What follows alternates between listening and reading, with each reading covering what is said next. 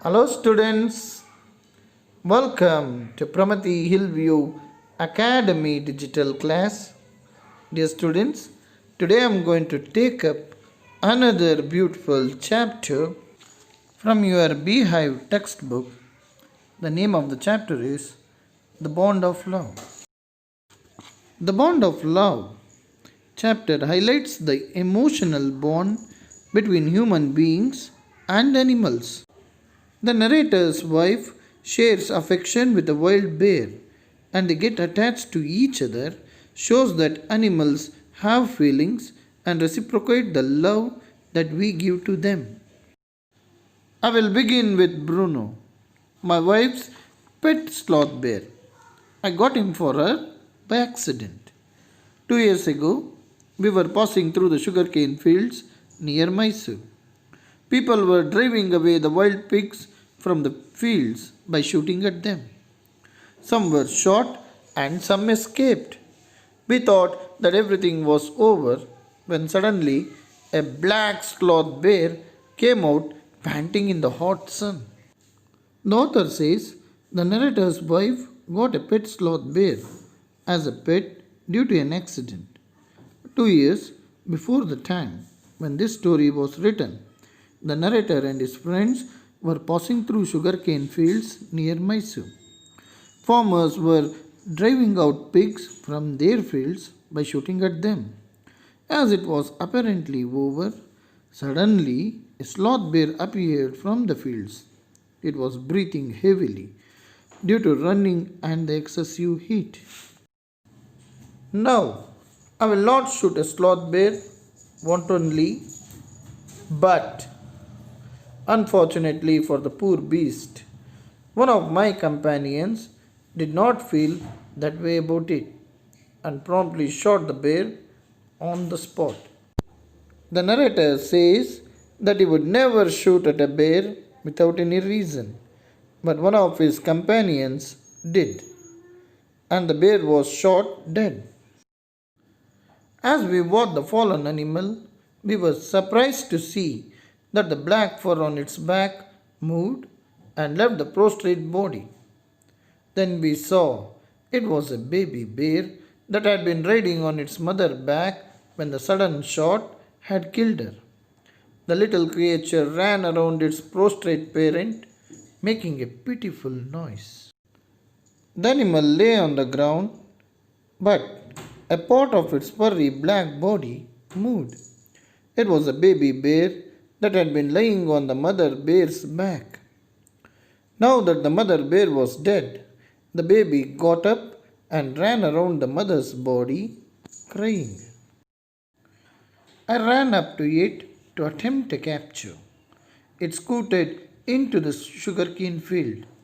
Following it with my companions, I was at last able to grab it by the scruff of its neck while it snapped and tried to scratch me with its long, hooked claws.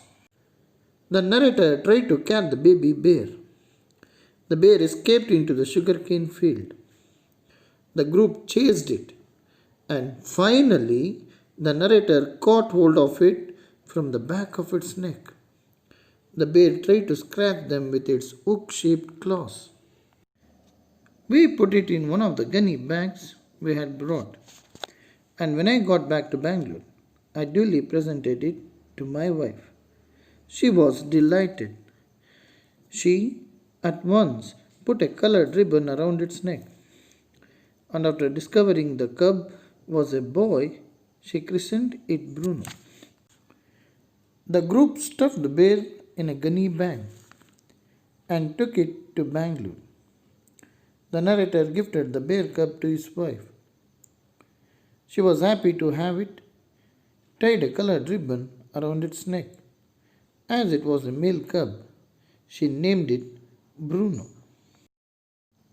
Bruno soon took to drinking milk from a bottle.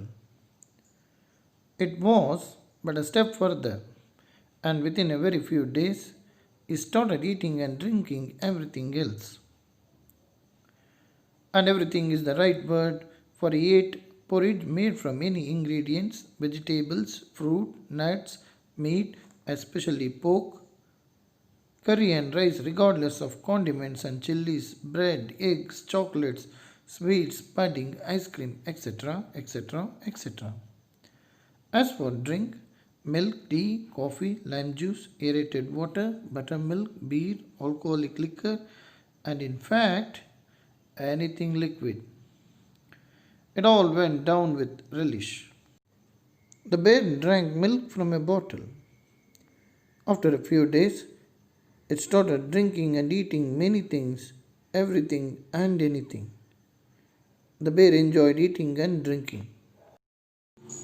The bear became very attached to our two Alsatian dogs and to all the children of the tenants living in our bungalow. He was left quite free in his younger days and spent his time in playing, running into the kitchen, and going to sleep in our beds. The bear became friendly with narrator's Alsatian dogs also with the tenants' children who lived in the narrator's bungalow. As the bear was left free, it played, ran around the house, and even slept in the narrator's bed. One day, an accident befell him. I put down poison, barium carbonate, to kill the rats and mice that had got into my library. Bruno entered the library, as he often did, and he ate some of the poison. Paralysis set in to the extent that he could not stand on his feet. But he dragged himself on his stumps to my wife, who called me. I guessed what had happened. Off I rushed in the car to the vet's residence. A case of poisoning. Team bear, barium carbonate, what to do? Accidentally, Bruno drank the poison kept in the library to kill the rats. He was paralyzed and could not stand on his feet. As it reached the narrator's wife, she called him and realized what had happened. He took Bruno to a veterinary doctor. Out came his medical books and a feverish reference to index began. What poison did you say, sir? Barium carbonate. Ah, yes, barium salts. Barium carbonate. Symptoms: paralysis, treatment, injections of. Just a minute, sir. I'll bring my syringe and the medicine. A dash back to the car. Bruno still floundering about on his stumps, but clearly weakening rapidly. Some vomiting, heavy breathing, with heavy flanks and gaping mouth. The doctor took out his medical books and searched the index for poisoning by barium carbonate. He took out a syringe and the medicine. Bruno was struggling to move, vomiting, breathing heavily, and his mouth was open. Hold him, everybody. In goes the hypodermic. Bruno squeals. 10 cc of the antidote enters his system without a drop being wasted. 10 minutes later, condition unchanged. Another 10 cc injected. 10 minutes later, breathing less stertorous, Bruno can move his arms and legs a little, although he cannot stand it. 30 minutes later, Bruno gets up and has a great feed. He looks at us disdainfully, as much as to say, "What's barium carbonate to a big black bear like me?" Bruno is still eating. The doctor asked everyone to hold Bruno. As it screamed, the medicine was injected. As the condition did not change, another injection was given. 10 minutes later, Bruno's breathing eased. It could stand after 30 minutes and eat food. It gave them such a look which showed that it had been fine all the time and as if nothing had happened to it. Another time, he found nearly 1 gallon of old engine oil which I had drained from the sump of the Studebaker. and was keeping as a weapon against the inroad of termites, he promptly drank the lot, but it had no ill effects whatever. In another incident, Bruno drank the used engine oil which the narrator had taken out of his Studebaker car and had kept to get rid of termites. That did not affect. The months rolled on, and Bruno had grown many times the size he was when he came. He had equaled the Alsatians in height and even outgrown them, but was just as sweet, just as mischievous, just as playful, and he was very fond of us all. Above all, he loved my wife, and she loved him too. She had changed his name from Bruno to Baba, a Hindustani word signifying small boy. And he could do a few tricks too. At the command, Baba Rizal or Baba Box, he vigorously tackled anyone who came forward for a rough and tumble. Give him a stick and say, Baba, hold gun. And he pointed the stick at you. Ask him, Baba, where is baby? And he immediately produced and cradled affectionately a stump of wood which he had carefully concealed in his straw bed. But because of the tenant's children, poor Bruno or Baba had to be kept chained most of the time. As the days passed, Bruno grew bigger and outgrew the Alsatian dogs. Still, it was sweet, naughty, and playful like before. He was fond of everyone. The narrator's wife was very attached to Bruno, and Bruno too attached. She changed his name to Baba, which means small boy in Hindustani language. Baba did some tricks. When he was ordered Baba Rizal or Baba Box, he would wrestle the person and overpower him. When commanded Baba hold gun, he would point a stick at the person as if ready to shoot. When asked, Baba, where is baby? He would take out a piece of wood and cradle it affectionately like a baby. He had hidden the piece of wood under the straw bed. As he had grown big, he was chained because he could be a threat to the tenant's children. Then my son and I advised my wife, and friends advised her too, to give Baba to the zoo at Mysore. He was getting too big to keep at home. After some weeks of such advice, she at last consented. Hastily, and before she could change her mind, a letter was written to the curator of the zoo. Did he want a tame bear for his collection? He replied yes. The zoo sent a cage from Mysore in a lorry, a distance of 87 miles, and Baba was packed off. The narrator and his son advised to send Baba to the zoo. When his wife was advised so by friends, she agreed, and a letter was written to the zoo in charge to inquire if he would like to keep a bear at zoo. He affirmed, and then Baba was sent to Mysore Zoo, packed in a cage kept on a lorry. He travelled a distance of 87 miles to reach the zoo. We all missed him greatly, but in a sense we were relieved. My wife was inconsolable. She wept and fretted. For the first few days she would not eat anything. Then she wrote a number of letters to the curator. Ours Baba. Back came the replies, well but fretting. He refuses food too. Although everyone missed Baba, but they were relaxed too. The narrator's wife was disturbed, she wept and worried about Baba's well-being. Initially, she did not eat or drink. She wrote a letter to the zoo in charge to inquire about Baba. He replied that Baba was also undergoing a similar situation like her.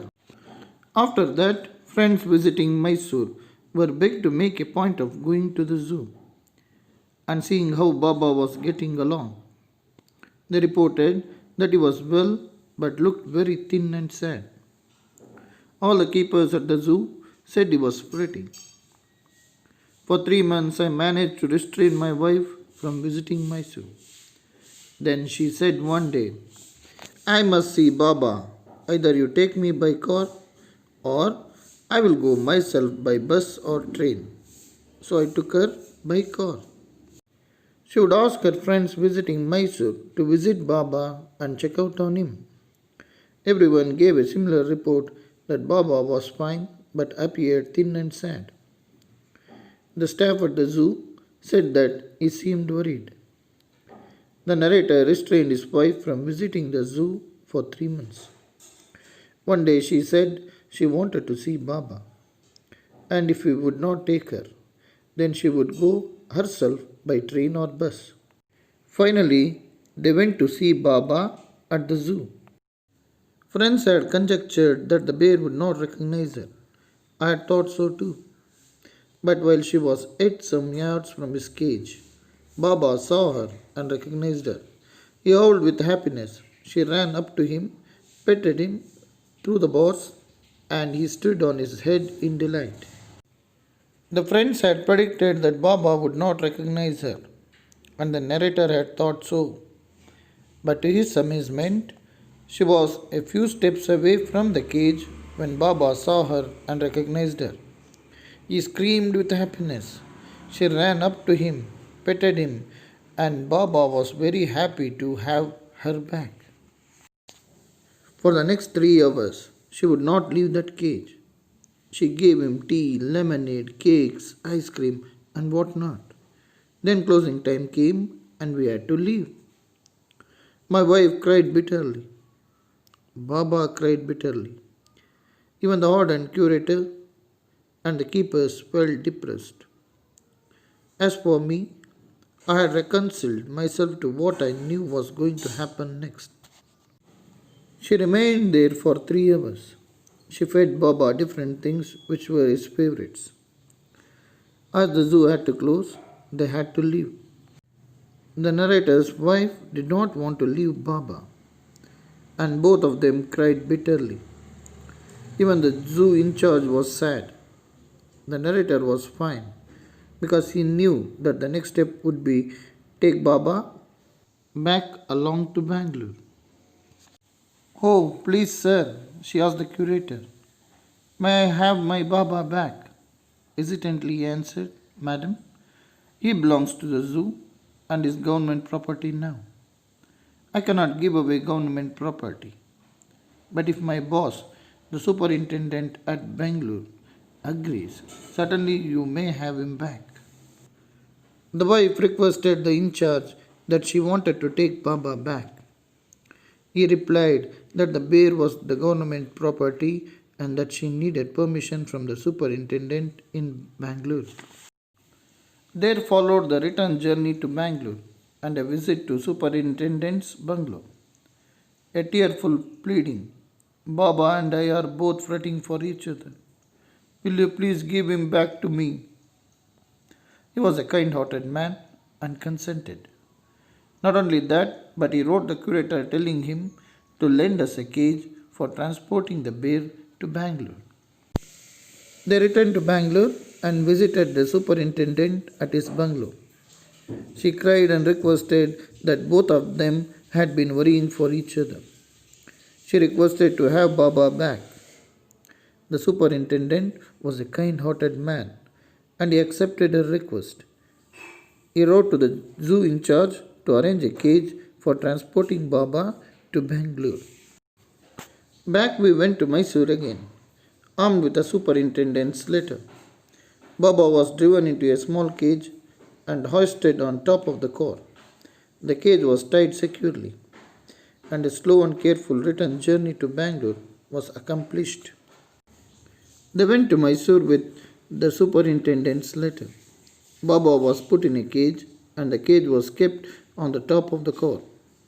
It was tied securely, and they returned to Bangalore. Once home, a squad of coolies were engaged for special work in our compound. An island was made for Baba. It was 20 feet long and 15 feet wide, and was surrounded by a dry pit or moat 6 feet wide and 7 feet deep. A wooden box that once housed fowls was brought and put on the island for Baba to sleep in at night. Straw was placed inside to keep him warm, and his baby, the gnarled stump, along with his gun, the piece of bamboo, both of which had been sentimentally preserved since he had been sent away to the zoo, were put back for him to play with. At the home in Bangalore, a team of workers was employed to execute some work in the backyard. As Baba was full grown bear, he had to be kept isolated. So an island which was 20 feet long and 15 feet wide was built. It was surrounded by a dry pit which was 6 feet wide and 7 feet deep. It was made like this because the bear would not be able to cross the pit to areas that were inhabited by people, as it could be a threat to them. Things which were used by Baba had been kept securely. These were kept on the island. There were a wooden box which was previously used to keep hens. Now they were used by Baba to sleep in at night. Straw was kept in the box to keep him warm. The piece of wood which Baba cradled like a baby, the stick that he used to point a gun, were also placed on the island so that he could play with them. In a few days, the coolies hoisted the cage onto the island, and Baba was released. He was delighted. Standing on his hind legs, he pointed his gun and cradled his baby.